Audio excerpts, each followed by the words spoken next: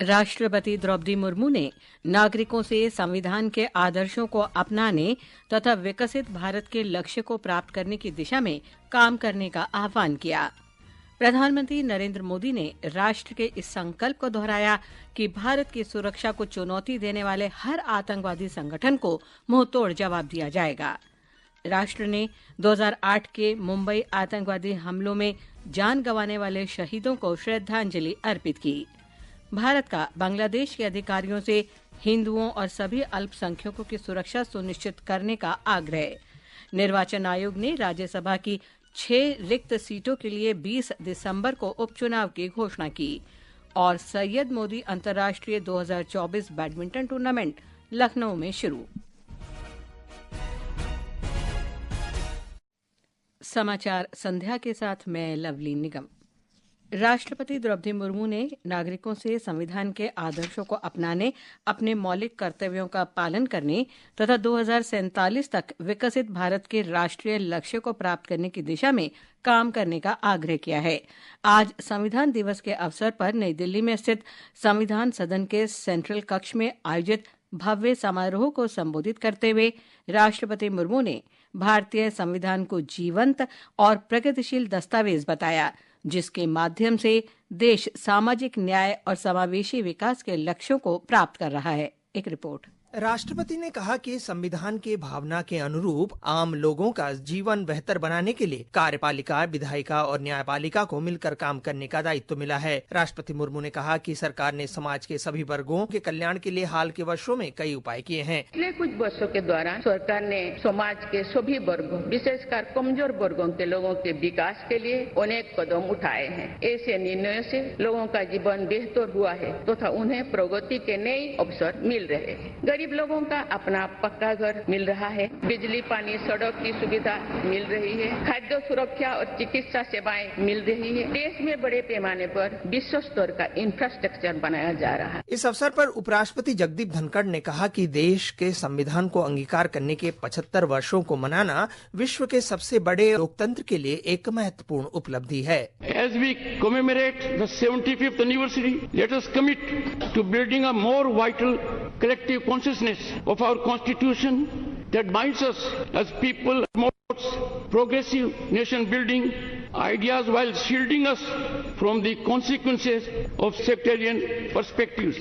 लोकसभा अध्यक्ष ओम बिरला ने अपने संबोधन में कहा कि भारतीय संविधान देश के लोगों की वर्षों की तपस्या का परिणाम है। 75 वर्षों में हमारी संसद के माध्यम से आम जनता के जीवन में सामाजिक, आर्थिक परिवर्तन लाए गए हैं, जिससे लोकतंत्र में जनता की आस्था मजबूत हुई है। संविधान ने हमारे तीनों लोकतंत्र के स्तंभों, विधायिका, कार्यपालिका और न्यायपालिका को आपसी समन्वय के साथ सुचारू रूप से कार्य करने की व्यवस्था दी है। इस कार्यक्रम के दौरान राष्ट्रपति ने भारत के संविधान के अंगीकार की 75वीं वर्षगांठ को समर्पित एक स्मारक सिक्का और डाक टिकट जारी किया। अनुपम मिश्र, आकाशवाणी समाचार, दिल्ली।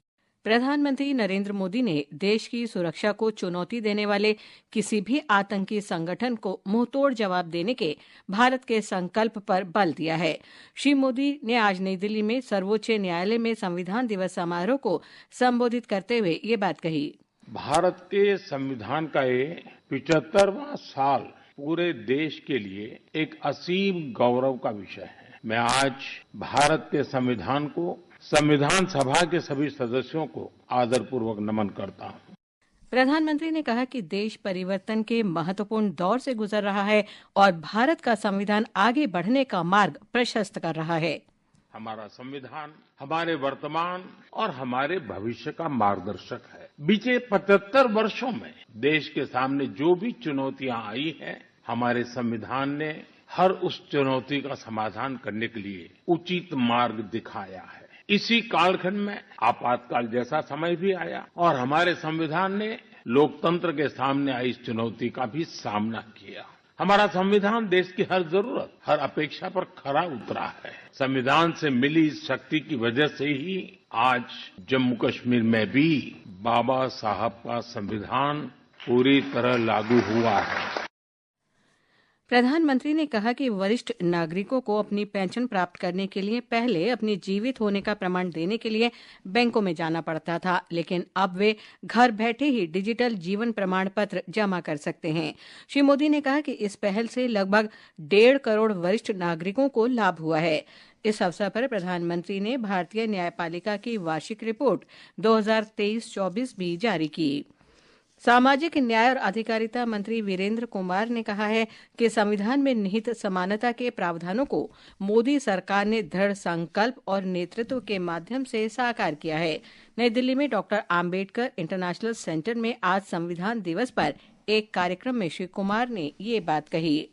जम्मू कश्मीर में विधानसभा अध्यक्ष अब्दुल रहीम राथर ने आज जम्मू में विधानसभा परिसर में सेंट्रल हॉल में संविधान की प्रस्तावना पढ़कर संविधान दिवस समारोह का नेतृत्व किया। उन्होंने कहा कि ये दिन हमारे देश की लोकतांत्रिक यात्रा में एक महत्वपूर्ण मील का पत्थर है। लद्दाख में भी विभिन्न विभागों, शैक्षणिक संस्थानों और स्थानीय सरकारी निकायों ने संविधान दिवस मनाया। ये समाचार हमारी वेबसाइट www.newsonair.gov.in और हमारे न्यूज ऑन एआईआर ऐप पर भी उपलब्ध हैं। 26/11 मुंबई आतंकी हमले की आज बरसी है। राष्ट्रपति द्रौपदी मुर्मू ने आतंकी हमले में जान गंवाने वाले शहीदों को श्रद्धांजलि अर्पित की। नई दिल्ली में सर्वोच्च न्यायालय में संविधान दिवस समारोह को संबोधित करते हुए प्रधानमंत्री नरेंद्र मोदी ने भी शहीदों को श्रद्धांजलि अर्पित की। इस हमले में जिन व्यक्तियों का निधन हुआ उन्हें मैं अपनी श्रद्धांजलि देता हूं। मैं देश का ये संकल्प भी दोहराता हूं कि भारत की सुरक्षा को चुनौती देने वाले हर आतंकी संगठन को मुंह तोड़ जवाब दिया जाएगा। महाराष्ट्र के राज्यपाल सीपी राधाकृष्णन, मुख्यमंत्री एकनाथ शिंदे और उप मुख्यमंत्री देवेंद्र फडणवीस और अजीत पवार ने हमले में बलिदान देने वाले पुलिस अधिकारियों और जवानों की शहादत पर पुलिस शहीद स्मारक पर पुष्पांजलि अर्पित की। केंद्रीय गृह और सहकारिता मंत्री अमित शाह ने कहा है कि सरकार का संकल्प भारत को 2027 तक तीसरी सबसे बड़ी अर्थव्यवस्था बनाने का है और इस अभियान में सहकारिता मंत्रालय अहम भूमिका निभाएगा। आज नई दिल्ली में राज्य सहकारी बैंकों के राष्ट्रीय परिसंघ के हीरक जयंती समारोह में श्री शाह ने कहा कि सरकार ऐसा विकास चाहती है जिसमें देश का हर नागरिक शामिल हो। हमने लक्ष्य रखा है कि 2027 में देश का अर्थतंत्र दुनिया में तीसरे नंबर का अर्थतंत्र बने, परंतु सहकारिता मंत्रालय की स्थापना का उद्देश्य भी ये है कि एक और तो हम दुनिया के तीसरे नंबर के अर्थतंत्र के स्थान पर पहुंचे और साथ ही साथ 140 करोड़ लोगों की सुखाकारी की भी चिंता। हम ऐसा आर्थिक विकास नहीं चाहते जिस आर्थिक विकास से देश तो बहुत प्रगति कर जाए और देशवासी पिछड़े। हम सम विकास चाहते। विज्ञान और प्रौद्योगिकी मंत्री जितेंद्र सिंह ने आज नई दिल्ली में राष्ट्रीय क्वांटम मिशन और अंतः विषयक साइबर भौतिकी प्रणालियों पर राष्ट्रीय मिशन के अंतर्गत 8 स्टार्टअप की घोषणा की। इस अवसर पर श्री सिंह ने बताया कि चयनित स्टार्टअप विकसित भारत 2047 के पथ प्रदर्शक बनेंगे। निर्वाचन आयोग ने आज राज्यसभा की 6 सीटों के लिए उपचुनाव की घोषणा की। 3 सीटें आंध्र प्रदेश से हैं, जबकि ओडिशा, पश्चिम बंगाल और हरियाणा से एक सीट है। उपचुनाव के लिए अधिसूचना 3 दिसंबर को जारी की जाएगी और 10 तारीख तक नामांकन किए जा सकेंगे। मतदान और मतगणना 20 दिसंबर को होगी। कोयला मंत्रालय ने सार्वजनिक परामर्श अभ्यास के अंतर्गत कोयला धारक क्षेत्र अधिग्रहण और विकास संशोधन विधेयक 2024 में प्रस्तावित संशोधनों के मसौदे पर जनता से सुझाव और प्रतिक्रियाएं आमंत्रित की हैं। इस संशोधन विधेयक के लिए प्रस्तावित मौजूदा प्रावधानों और संबंधित संशोधनों को मंत्रालय की वेबसाइट पर अपलोड किया गया है। राष्ट्रीय अन्वेषण अभिकरण ने हाल ही में हुई मणिपुर हिंसा से जुड़े 3 मामलों की जांच शुरू की। गृह मंत्रालय द्वारा अपराधों की गंभीरता को देखते हुए मामले सौंपने का फैसला किए जाने के बाद एनआईए ने इन मामलों को फिर से दर्ज किया। 13 नवंबर को भारतीय न्याय संहिता, शस्त्र अधिनियम और गैर कानूनी गतिविधि रोकथाम अधिनियम की संबंधित धाराओं में मामले फिर से दर्ज किए गए हैं। मणिपुर सरकार ने कानून व्यवस्था की स्थिति को देखते हुए राज्य में सभी शिक्षण संस्थानों को अनिश्चितकाल के लिए बंद रखने का फैसला किया है। राज्य शिक्षा विभाग के आदेश में कहा गया है कि मणिपुर घाटी के जिलों में केंद्रीय विद्यालयों सहित सभी स्कूल कल से अगले आदेश तक बंद रहेंगे। ये समाचार आकाशवाणी से प्रसारित किए जा रहे हैं। ताज़ा समाचार जानने के लिए आप हमारे social media handle x@AIR news Hindi को फॉलो कर सकते हैं। भारत ने बांग्लादेश में अधिकारियों से हिंदुओं और सभी अल्पसंख्यकों की सुरक्षा सुनिश्चित करने को कहा है। विदेश मंत्रालय ने बांग्लादेश सम्मिलित सनातन जागरण जोत के प्रवक्ता चिन्मय कृष्णदास को गिरफ्तार करने और उनको जमानत देने से इनकार करने पर गहरी चिंता व्यक्त की। ये घटना बांग्लादेश में चरमपंथियों द्वारा हिंदुओं और अन्य अल्पसंख्यकों पर कई हमलों के बाद हुई है। विदेश मंत्रालय ने कहा कि अल्पसंख्यकों के घरों और व्यावसायिक प्रतिष्ठानों में आगजनी और लूटपाट के साथ साथ मंदिरों को अपवित्र करने के कई मामले सामने आए हैं। मंत्रालय ने कहा कि दुर्भाग्यपूर्ण है कि इन घटनाओं के अपराधी खुलेआम घूम रहे हैं। भारत ने श्री दास की गिरफ्तारी के खिलाफ शांतिपूर्ण तरीके से विरोध कर रहे अल्पसंख्यकों पर हुए हमलों पर चिंता व्यक्त की। 55वें भारतीय अंतर्राष्ट्रीय फिल्म महोत्सव में शताब्दी सत्र आसमान से आया फरिश्ता Mohammed Rafi the king of melody के गाने से पंजिम के कला अकादमी में लोगों को मंत्रमुग्ध कर दिया, जहां सैकड़ों लोगों के अलावा सोनू निगम, सुभाष घई, अनुराधा पौडवाल और शाहिद रफी के प्रसिद्ध पैनल को सुनने के लिए एकत्र हुए।